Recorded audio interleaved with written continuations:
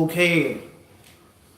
So Bukhari rahimahullah was once sitting down on the carpet, on the floor, and let's say I'm Yahya ibn Bukayr, and you're Imam al-Bukhari. And before you pass it on to your students or put it in your notes or your book, you say, Haddathana, that Yahya ibn Bukayr told us. And where did I get it from? Me being Yahya ibn Bukayr, I got it from who? I got it from a man whose name was what? Haddathana Layth. Layth ibn Sa'd, rahimahullah ta'ala. That's my teacher. And Layth ibn Sa'd, he got it from a man whose name was Uqayl. And Uqayl got it from a man whose name was Ibn Shihab. And Ibn Shihab got it from Urwa ibn Zubayr, who got it from Aisha. Tayyib. This is simple. That's the easiest isnad in Sahih Bukhari. Going back, the first person that said it was who? Yahya ibn Bukayr. From? Layth. From? Layth reported from who? La, not from Ibn Shihab. That's munqati' now. He got it from Uqayl ibn Khalid ibn Aqil al-Aili. Who got it from? Ibn Shihab. Who's Ibn Shihab? Zuhri. What's his name? Muhammad ibn Ubaidillah. Ibn Shihab is way up there. His grandfather's. Tayyib. What was his kunya? What was his lineage? When did he die? What century did the Zuhri live in? That's all the things that still in the knowledge. Hadith has to what? You gotta know. You gotta have this in your head, on point. Ibn Shihab is a student of Urwa ibn Zubayr, who heard it, who got it from Aisha, al-Mu'mineen. And what did Aisha say? Listen carefully, and I'm going to throw another curveball at you. Intabi, khalik ma'i. I'm going to throw another trick at you now. Aisha, listen carefully. She says, أول ما بدأ به رسول الله صلى الله عليه وسلم من الوحي الرؤيا الصالحة في النوم. The very first thing that the Prophet صلى الله عليه وسلم got and received was what? A good, positive dream. A dream that he had. هل هذا يعني متصل؟ ايش هو؟ أحسنت. Was Aisha alive when he became a prophet and a messenger? So who was her source? Ishaq. From the prophet? Or was it someone else? Abu Bakr. Maybe. Where is she getting this report from? So technically speaking, this is what? This is irsal. ولا لا؟ Abu Ubaid? هذا مرسل. بلا شك. Aisha didn't what? She didn't see it. She wasn't there. And she doesn't say, someone told me, Fulan told me. She says, أول ما بدأ به. She's telling the story as if what? She was there. She's removing her wasita, her middleman or middle woman. Everyone understand this? Aisha, she didn't get this from the what? You with me, Muawiyah? Aisha, she didn't what? She wasn't there. How does she know the first thing that the Prophet ﷺ received and got? She got it from somewhere else. We know it's authentic. That's not that's not the problem. But I'm trying to show you the sciences of hadith and the precision. Everyone understand this? Tayyib. So, Aisha, she says, the very first thing that was brought to the Prophet ﷺ of revelation was a dream that he saw. A ru'ya salihah. A beautiful and positive dream. فَكَانَ لَا يَرَى رُؤْيَا إِلَّا جَاءَتْ مِثْلَ فَلِقِ الصُّبْحِ. And every dream that will come to him, its interpretation, مثل فَلِقِ الصُّبْحِ, like the daybreak. It'll be plain and it'll be manifest, clear as day. The reality and the meaning of the dream. Everyone understand this? The dream itself. Then she says, ثُمَّ حُبِّبَ إِلَيْهِ الْخَلَاءِ. And then the Prophet became fond of being by himself, secluding himself, and avoiding the filth of Jahiliyyah and Shirk and the people and the hustle and the bustle of the city. He wanted to be by himself. He wanted to make a spiritual retreat away from that stuff. That was the thing that he was fond of. And he went to the place, it says, وَكَانَ يَخْلُو بِغَارِ حِرَاء فَيَتَحَنَّثُ فِيهِ. And then he would go to this cave, or the mouth of this cave called Hira. فَيَتَحَنَّثُ فِيهِ. And in that cave, he would do something called at-tahannuth. The narration then says, وَهُوَ التَّعَبُّدْ الليالي ذوات العدد. ما يسمى هذا في علم الحديث؟ جملة وهو التعبد الليالي ذوات العدد. هذا تفسير، لكن هذا ليس الاسم المصطلح عليه. This is called what? مدرج بالفتح. مدرج ليس مدرج. مدرج. أحسنت. That's called what? مدرج. والسبب الإدراج هو تفسير كلمة. الإدراج على أقسام وله أسباب. أحسنتما. This is called مدرج. This is interpolated. This isn't the wording of who? Of Aisha. Aisha, she said the word tahannuth. And then another narrator came behind her and said, وَهُوَ كَذَا كَذَا كَذَا. Because the tahannuth isn't a very commonly used word. I understand ilm al-hadith and its application. I understand this? طيب. Moving forward. She says, قَبْلَ أَنْ يَنْزِعَ إِلَى أَهْلِهِ وَيَتَزَوَّدُ لِذَلِكَ. And he would take the necessary provisions. He would go to his wife, meaning Khadija, before he would return back to the cave. طيب. Moving forward. حتى جاءه الحق وهو في غار حراء. Until the point in which the truth came to him. She called it the truth. Allahu Akbar. جاءه الحق. And he was in that cave. فجاءه الملك. And the angel came to the Prophet ﷺ, came to the messenger. And he said, اقرأ. What does this word mean?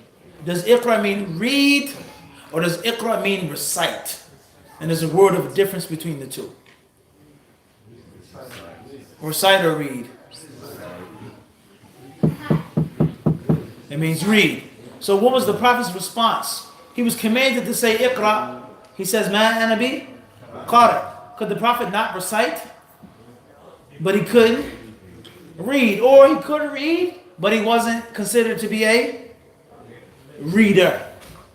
Everyone understand this? There's a difference between this. Someone asked me, says, Mufti, we want you to recite the Quran. We want to listen to your recitation. I says, I'm not a reciter of the Quran.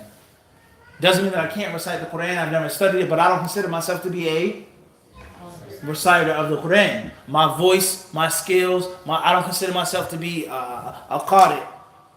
Basic proficiency, one thing. I've studied it, I've memorized it. Doesn't mean that I consider myself to be a what? A qari. Brother Fulan is a reciter. His voice is beautiful. His tajweed is impeccable. He's kada. He doesn't drink cold things. He doesn't eat stuff like this. Everyone understand this? He knows this qira'ah, that qira'ah, that qira'ah. Everyone understand this concept? So we know that there is discrepancy with regards to did the Prophet read and write. Could he read or could he not write? Was he literate or not? Al-Muhim, the Malik, he says, Iqra, read, / recite. The Prophet ﷺ says, I'm not a qari. What it means to read or to recite. And then Jibreel ﷺ, he enveloped him. Gave him a great big squeeze. فَغَطَّنِي حَتَّى بَلَغَ مِنِّي الْجَهْدِ. He squeezed me so tightly, I could barely breathe. He almost killed me. And then he let me go. And he said, read a second time and a third time. حَتَّى بَلَغَ مِنِّي الْجَهْدِ. Right? And then Jibreel ﷺ said, اقرأ بسم ربك الذي خلق خلق الإنسان من علق, etc. To the end of the ayat. And he told him those ayats from Surah Al-Alaq. Then it says, فَرَجَعَ بِهَا رَسُولُ اللَّهِ صَلَّى اللَّهِ وسلم يَرْجُفُ فُؤَادُهُ. So the Messenger of Allah, he was afraid, he was scared, he was terrified, he was shaking and trembling.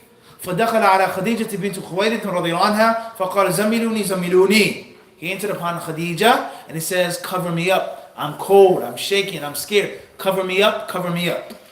فَزَمَّلُوهُ. And that's what they did. حَتَّى ذَهَبَ عَنْهُ الرَّوْعُ. Until he calmed down and he settled down.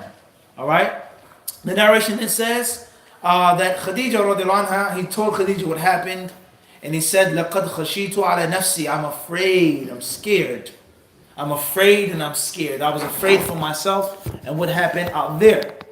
Moving forward, the narration it then says, فقالت خديجة كلا والله ما يخزيك الله أبدا. She said, have no fear. Don't worry. Allah won't shame you. Allah shall never disgrace you. Regardless of what happened, what you saw, how you feel, one thing for sure that I know is that Allah will not shame you. Why won't Allah shame me? Why won't Allah humiliate me? Why won't Allah disgrace me? Khadija, she said, these are the reasons why Allah will not disgrace you. إنك لتصل الرحم وتحمل الكلب وتكسب المعدوم وتقري الضيف وتعين على نوائب الحق, because you're a good person and you're a great person. You're good and you're great. Those less fortunate, those who aren't so well off, those people who are looked down upon and trodden upon and trampled upon in society, you think about them and look after them. Whether they're orphans, whether they're wayfarers, travelers, guests, لَتَصِلُ الرَّحْمِ, you keep the relations between your kin and your kith. You're an impeccable person, and it's impossible for Allah to humiliate and to shame an impeccable person. Look at the virtue of husnul khuluq in Islam. The excellent status of husnul khuluq from day one. Perfect moral character. That's why Allah will not disgrace you. Khadija radiallahu anha, she gave these beautiful words of encouragement to the Prophet ﷺ. And then from the beauty of Khadija radiallahu anha, not only did she talk and speak, but she also did. Jama'at bayn al-qawli wal-fi'l. She then physically took him to the man whom we want to talk about and discuss tonight, Waraqah Ibn Naufal. So she gave him the encouragement, she supported him, she helped him, and then she wanted to take him to someone that could give him more. Take him to someone that could explain more and calm him down more and encourage him more. So it says here, حتى أتت به ورقة ابن نوفل ابن أسد بن عبد العزى ابن عمي خديجة, who was related to Khadija, ibn ammiha, the son of her uncle, meaning a cousin, the son of her uncle. And he was a man who was different than the other Qurashis and Hashimis. And that was, he chose to take a different religion. He chose to take another religion. He apostated and left their way of shirk, and he chose to take something else, and that was, he was a Nasrani. He was a Christian. He adopted the Christian faith. And obviously that's a long discussion in itself, how rare that was, and the challenges that came with leaving the way of the mushrikun. So Waraqah, he was a Christian. وكان يكتب الكتاب العمراني فيكتب من الإنجيل بالعبرانية ما شاء الله أن يكتب. And he knew other languages, such as Ibraniya, which is what? Hebrew. And he wrote the Injil in Hebrew. So this goes to show that Waraqah was learned. He was alim, he had ilm, much more than the average pagan, the average mushrik, and the average person of Quraysh, etc. وَكَانَ شَيْخًا كَبِيرًا قَدْ عَمِيًا. And he was very, very old. He was extremely up there in age, or he was up there in age. So Khadija, she said, Ya ibn Am, isma' mibni akhik. She says, oh my cousin, listen to what this man has to say. So Waraqah says, Ya ibn akhi, he says, what did you see? And the Prophet told him what he saw. He told him what happened. He told him what happened to him. And Waraqah said, هَذَا النَّامُوسَ الَّذِي نَزَّلَ اللَّهُ عَلَى مُوسَى. He says, this angel that Allah sent your way, that came to you, is the same angel that came to Musa. I.e. the scriptures, the faith, all in succession. Musa alayhi salatu wasalam was a prophet and a messenger. He received revelation. And inshallah ta'ala, you're a prophet and a messenger, and you have received that revelation. The same one who brought it to Musa is the one who brought it to you. And then Waraqah, he began to show some of his regret and how he was upset. And he wished that he would be given the young age and the youthful years to be around when things really start to boil. And the top of the pot, the lid pops off. And there's major conflict between you and the teachings that you have received, like Musa received those teachings, and those people who will refuse those teachings. Woe to me if I was alive, if I was young, if I was strong, I would go out there and I would be in the front lines fighting with you myself. That's what he said to the Messenger of Allah alayhi salatu wasalam. Laytani akunu hayyan idh yukhrijuka qawmuka. He says, if I was alive when your people banish you and kick you out. The Messenger of Allah alayhi salatu wasalam, he said, awa mukhrijiyahum, my people kick me out? How could this be? I'm not harming them. I'm not doing anything to them. They know I'm not a liar. I'm not a madman. I'm not crazy. Only thing I'm doing is telling them what happened, the truth. How could they possibly kick me out? And that's when Waraqah gave him golden advice. and golden advice to all callers to Islam is that no one will bring what you're bringing them illa udiya, except that someone is going to hate you. Everyone is not going to like you. There's not going to be taqbil al-aidi wa ru'us, kissing you on the hand and the forehead, mashallah. There are going to be people that are going to hate you, envy you, talk bad about you. There are going to be Muslims, non-Muslims alike, munafiqs and zindiqs, fake imposter people that are going to try to destroy you for no sin and no crime except for calling the people to that which is good. So know that for sure. And if your skin is weak and thin, and if your body is frail, and if you worry about someone talking about you and making scandal about you, and someone not giving you the salams, and you're not welcome in this masjid, and if you're afraid of what the people think about you, then don't quit your day job. Do not get involved with Dawa if you have thin skin, because you're going to make plenty of enemies. And I'm telling you from personal life experience, not out of a book. Those enemies will come from people that you can never ever imagine. It could be your own blood, your family, your father, your mother, your brother, your wife, your husband. They can hate you for what you're trying to do. It could be someone who's a close friend, a companion, a student, a teacher. Someone that you used to play around with in the sandbox with. You used to fight in school. You used to eat lunch together, so on and so forth. You used to share this and that when you were younger. That person could envy you, could hate you, and could fight you. So whatever you bring of what Musa ﷺ brought, illa udiya, he's going to be hated. Someone is going to show some enmity towards him.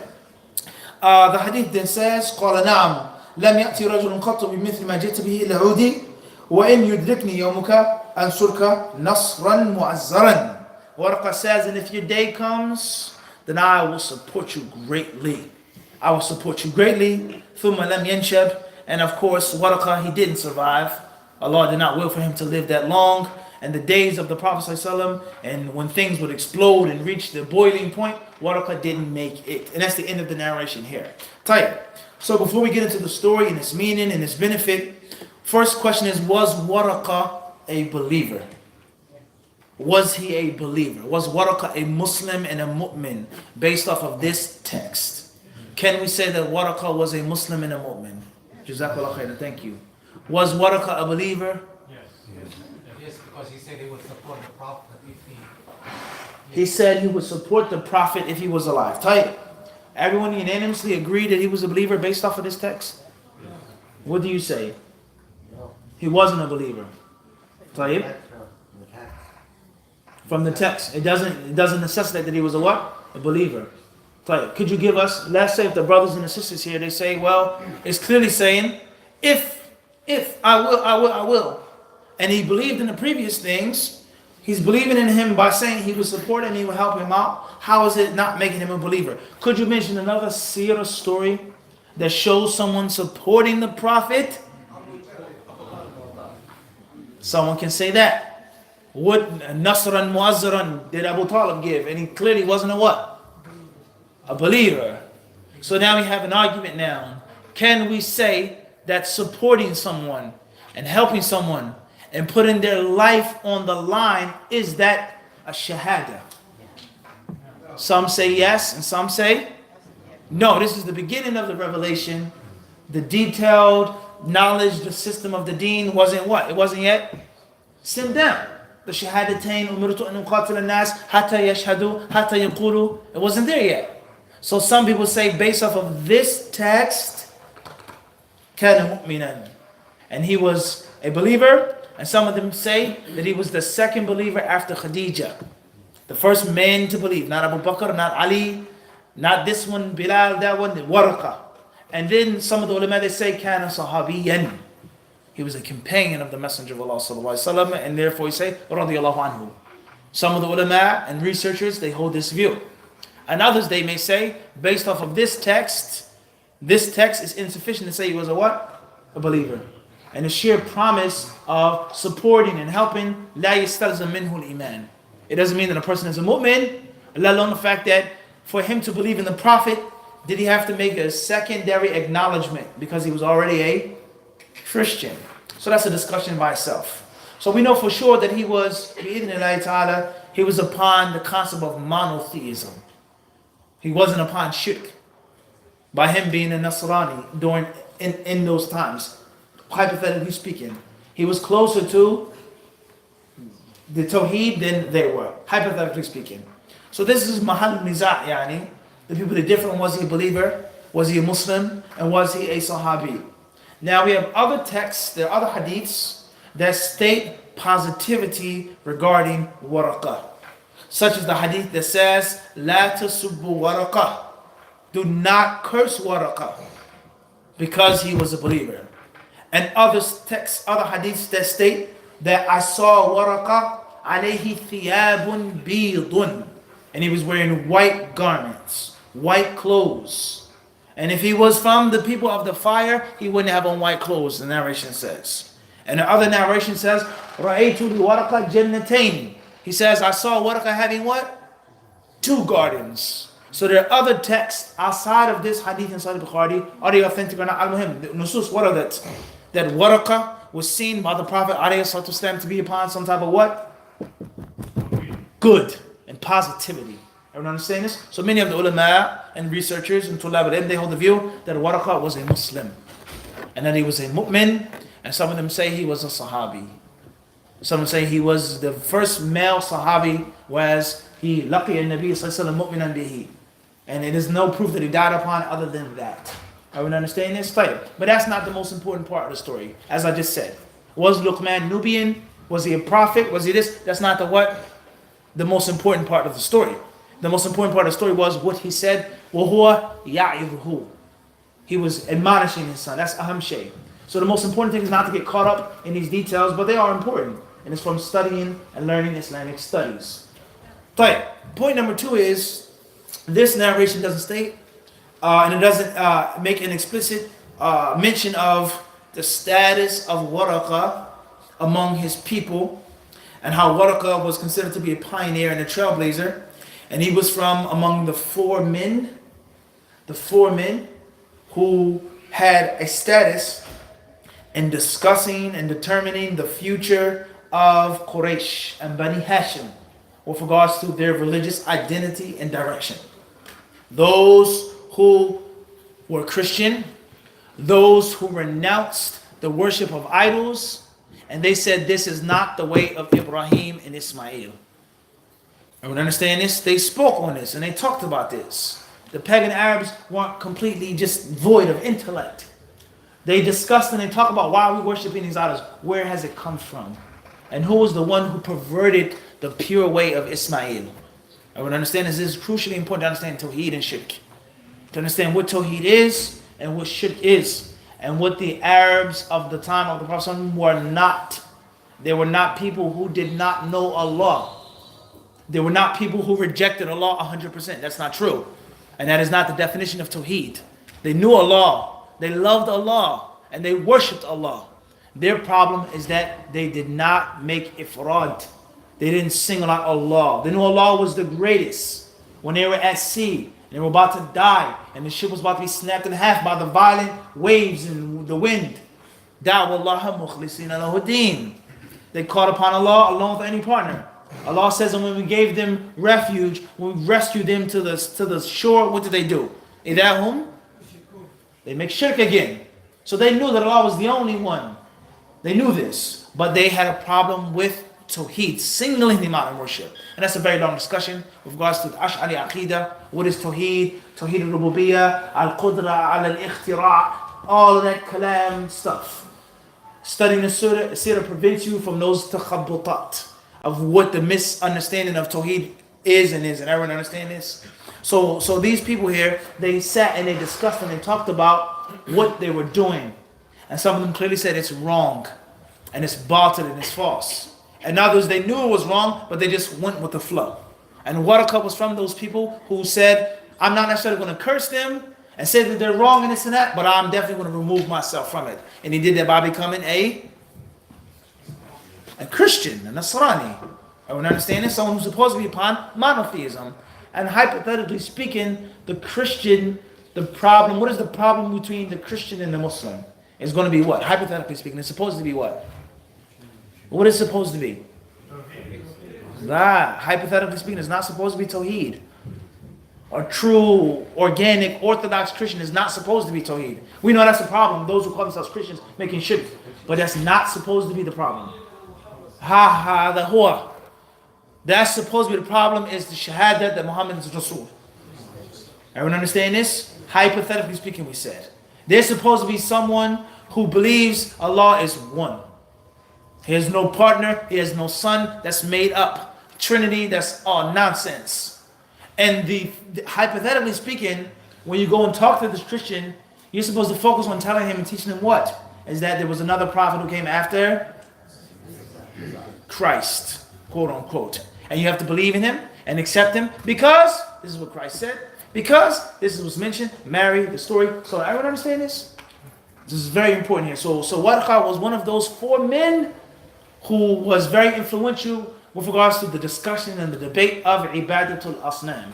And you can only find this story mentioned in the books of Siyar and not in Sahih Bukhari. Everyone understand this? Tayyib. So that's enough of those muqaddimat. Now let's dig into the story. Let's dig into the story.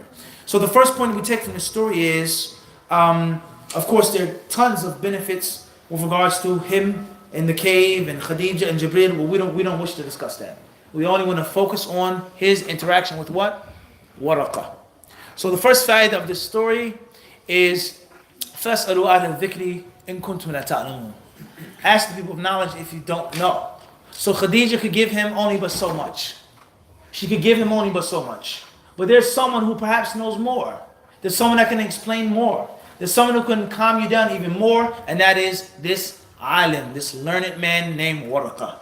So if you don't know, and if you're confused and you need further guidance and advice, you should go to the ulama. Go to the people of knowledge. Go to the learned people and ask their advice and benefit from their expertise. And this is the faida aziza. Faida number 2 from the story. This goes to show us oftentimes the hypocrisy, it shows the hypocrisy of Quraysh. As Waraqah had done what? What did Waraqah do? What was his crime and his sin? He did what? سَفَّهَ أَحْلَامَهُمْ وَسَبَّ أَبَاءَهُمْ. He called them foolish and stupid. And he cursed their forefathers and ancestors by doing what? By doing what, ikhwan? He's a sabit. He left their way. He left their way. So why did they hate the Prophet so much? And show so much war against the Prophet? And Waraqah did the what? Pretty much. He wasn't a person who worshipped idols. Everyone understand this? And this is the case of all people of kufr and shirk and people of falsehood, is that they're hypocritical. They hate someone, they show adawa to somebody, and someone who's their friend or someone here or there, they say nothing about them. They don't lift up a hair regarding that person. But you, they put all of their focus on you and saying it's wala and bara. That's not true. They should have cursed Waraqah, kicked out Waraqah, and accused Waraqah of being all of those bad things that they call the Prophet. Everyone understand this? And that's why they call him Ibn Abi Kabsha. And that's why they call him a sabit. Those who worship the stars, those who look to the constellations for worship, because they had left off the way of Quraysh and as the ibadah of the asnam. Everyone understand this? Moving forward, this hadith also goes to show us is that there are different levels of evil and there are different levels of misguidance. A person being from Ahlul Kitab versus a person being a mushrik. Marrying a woman who's from Ahlul Kitab, eating their slaughter meats, them living among Ahlul Dhimma is a difference. There are levels of kufr and shirk and misguidance. There are levels.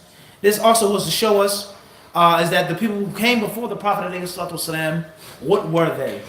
That's another proof and another argument.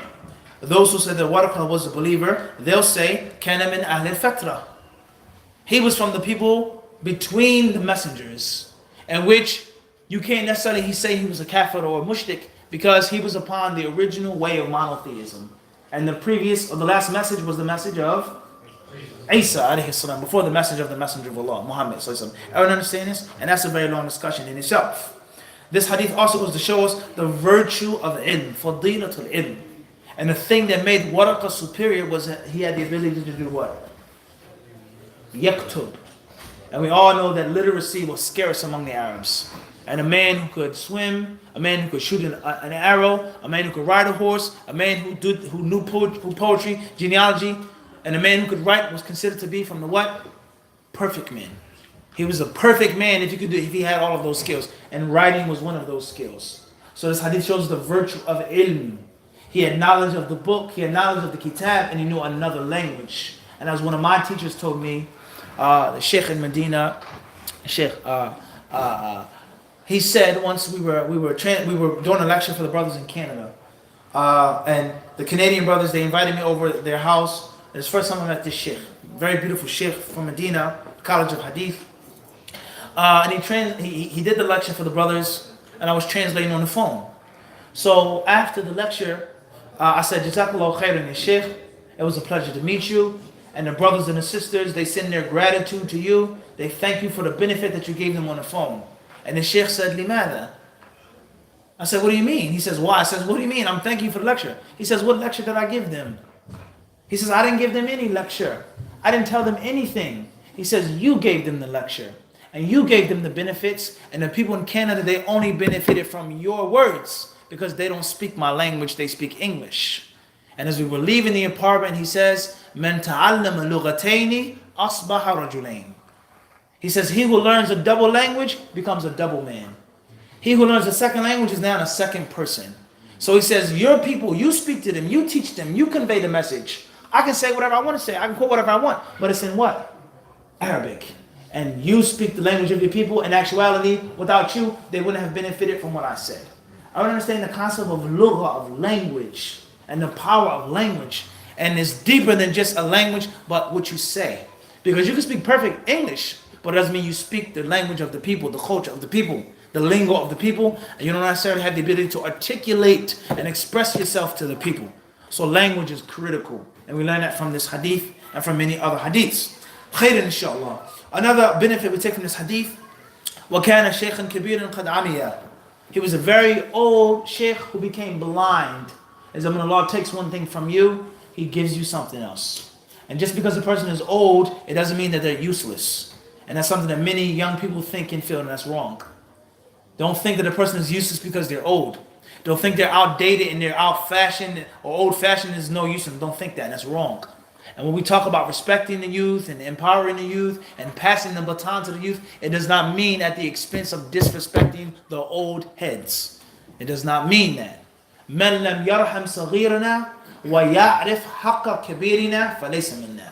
It's a balance. And as that old sheikh in Canada as well, a Somali sheikh, Masjid Khalid bin Walid, he said to the youth after I gave the lecture, he says, Wallah, we have no problem with giving the youth the power to the masjid in the building. The youth can run it. We have no problem with this.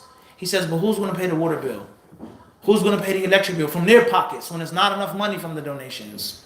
What young man is going to pull out his wallet and say, I'll pay to keep the markets open? Who's going to make the sacrifices that the older brothers made? So many youth that complain about the older people, they talk about the older people, but they don't have a clue and an idea how much sacrifice is included in being an older person running something. So don't disrespect the elders. Just because a person is old and aged, it doesn't mean that they're useless.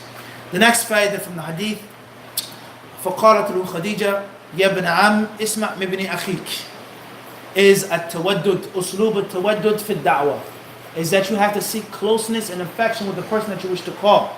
He didn't say man, woman, person, ibn am, ibn akhik, ya bunayya. You speak to someone and you talk to them in a way that which touch their hearts. Ya ghulam, oh young man, inni muallimuka kalimat. The next faida after that is belief al-imanu bil malaika. And then the next faida is al-imanu bil rusul. And the next faida is the permissible of wishing and hoping. Ya laytani. The permissibility of wishing and hoping. I wish, if only, there's nothing wrong with saying that. If only I could do this. If only I'm alive when this happens. If only I was there. Wahakada. And the mushkila, the problem of saying low, or in the past, is a tasakhut al-qadr. Is you not being pleased and submitting to the qadr. Oh man, I should have done this. If I only would have done that. Man, I knew I should have turned. No, don't say that. It was decreed for you to get into the car accident. It mattered not. Good driver, bad driver, lights on. It was meant to be. It was written. So it's a difference in using low and late and things like this. The next fact that we take here is the virtue of youth. Fadl al-shabab. the virtue of being young and the virtue of having physical strength and physical vigor and energy. And that there are many of your goals and things that you wish to accomplish that you cannot do when you're older. You want to do it, but you're just too old. You don't have the ability to get up and do it. You don't have the energy. So being young is a blessing. It's a blessing having strength, having the energy, having the ability to do it.